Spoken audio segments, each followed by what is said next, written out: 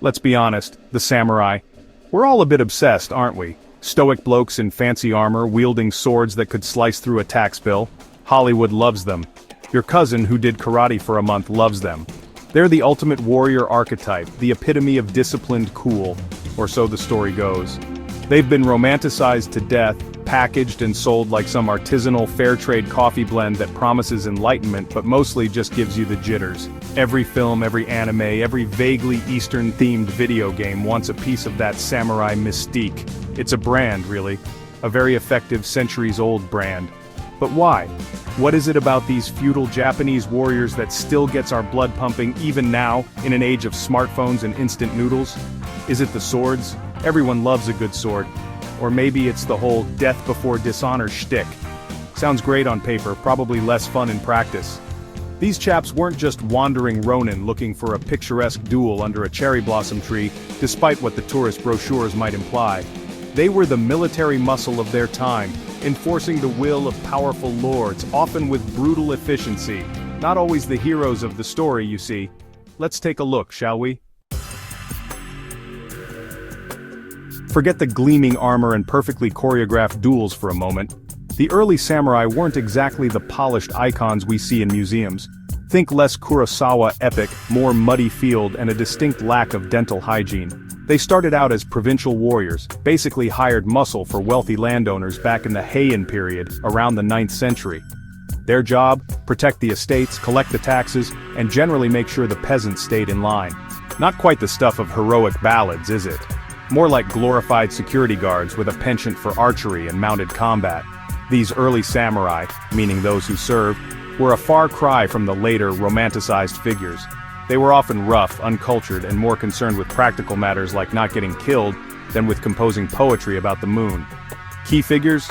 Well, you had your Minamoto clan, your Taira clan. Big families, always squabbling. Think the Sopranos, but with more elaborate hats and less pasta. People like Minamoto no Yoritomo, who eventually became the first shogun in 1192, effectively establishing samurai dominance. He wasn't just a brilliant warrior, he was a cunning politician. Turns out, managing a warrior class is a lot like herding cats. Very dangerous, heavily armed cats. The rise of the samurai was a slow burn. A gradual shift of power from the effete imperial court in Kyoto to the martial clans in the provinces. It wasn't a sudden, glorious revolution. It was more like a creeping tide of well-armed opportunists who realized that swords spoke louder than flowery imperial edicts. As the central government weakened, these warrior families stepped into the power vacuum. They built their own armies, their own codes, their own little fiefdoms. It was a messy, bloody business full of betrayals, alliances, and a whole lot of fighting. Ah, Bushido, the way of the warrior. Sounds terribly profound, doesn't it? Like some ancient, leather-bound tome filled with secrets to becoming an unbeatable, enlightened badass. And in a way, it was meant to be.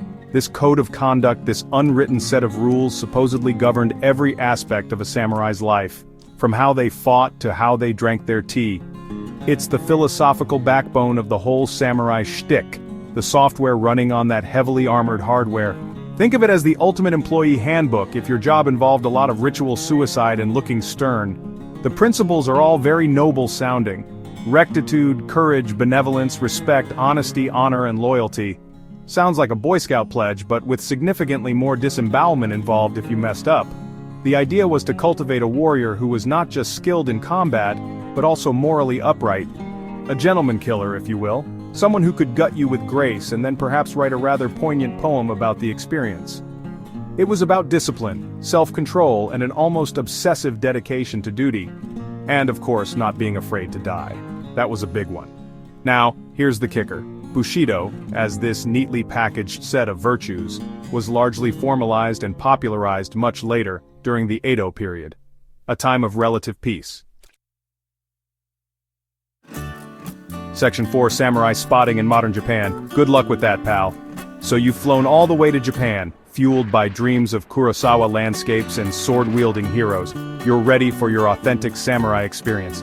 Well, let me break it to you gently. You're about 150 years too late. The samurai class was officially abolished in the late 19th century during the Meiji Restoration. Emperor Meiji decided that top-knots and hereditary warrior status weren't quite the look for a rapidly modernizing nation. Can't blame him really. Industrialization and feudalism don't mix well, like cheap whiskey and good decisions. But fear not, intrepid traveler, the tourism industry has your back. You can still find samurai experiences if you know where to look and are willing to suspend your disbelief.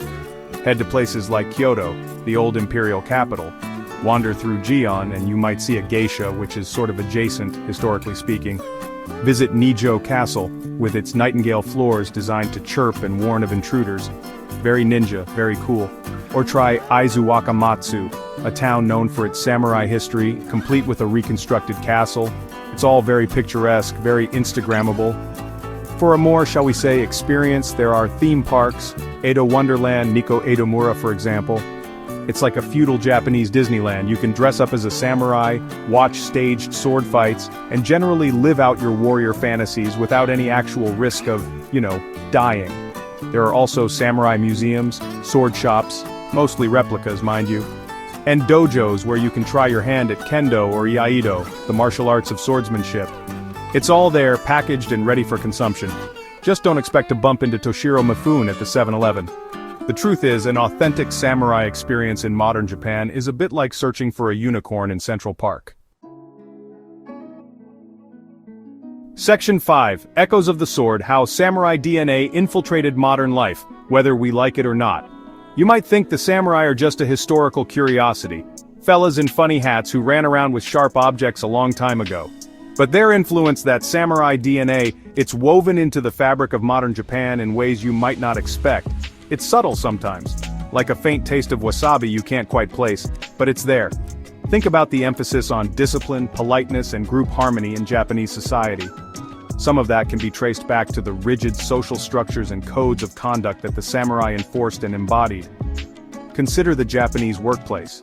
The legendary loyalty to the company, the long hours, the dedication to quality. Sound familiar?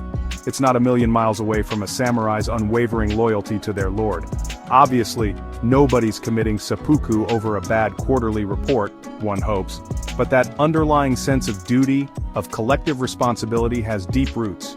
Even something as simple as the meticulous attention to detail in Japanese craftsmanship, whether it's a perfectly presented bento box or a high-tech gadget, echoes the samurai's pursuit of perfection in their martial arts. For an American audience, it's like looking at how frontier mentality still shapes parts of the US. That rugged individualism, the self-reliance.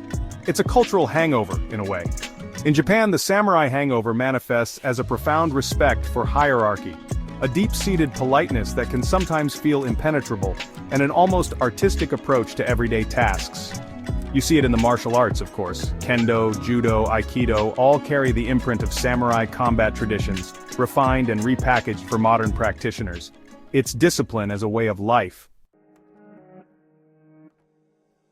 Section 6. The Last Cut. What can we learn from these overdressed swordsmen? So, after all this, after wading through the history, the myths, the tourist traps, what's the takeaway? What can a modern traveler, a 21st century denizen of the digital age, actually learn from these feudal Japanese warriors? Apart from the fact that a well-made sword is a thing of beauty and that top knots are a bold fashion choice. Well, perhaps it's not about becoming a samurai. That ship has sailed, sunk, and is now a rather lovely artificial reef. It's about cherry-picking the bits that still resonate, sardonically or otherwise. There's the discipline, for instance. The sheer, bloody-minded dedication to mastering a skill.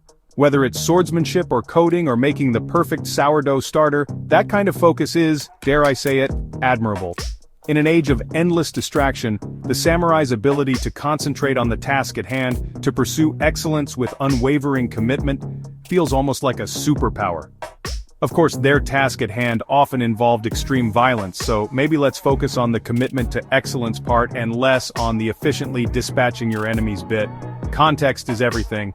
Then there's the concept of honor, a slippery word, easily misused. But at its core, Bushido's emphasis on integrity, on living by a code, on being true to your word. That's not entirely terrible, is it? In a world that often feels like it's run by charlatans and shysters, the idea of having a personal code of conduct, of striving for something beyond pure self-interest, has a certain appeal. Even if the samurai version involved a rather grim exit strategy, if you failed. We can probably skip that part. No need for harakiri over a botched presentation. Ultimately, the samurai offer a fascinating if flawed mirror. They reflect our own romantic notions of heroism, discipline, and a life lived with purpose.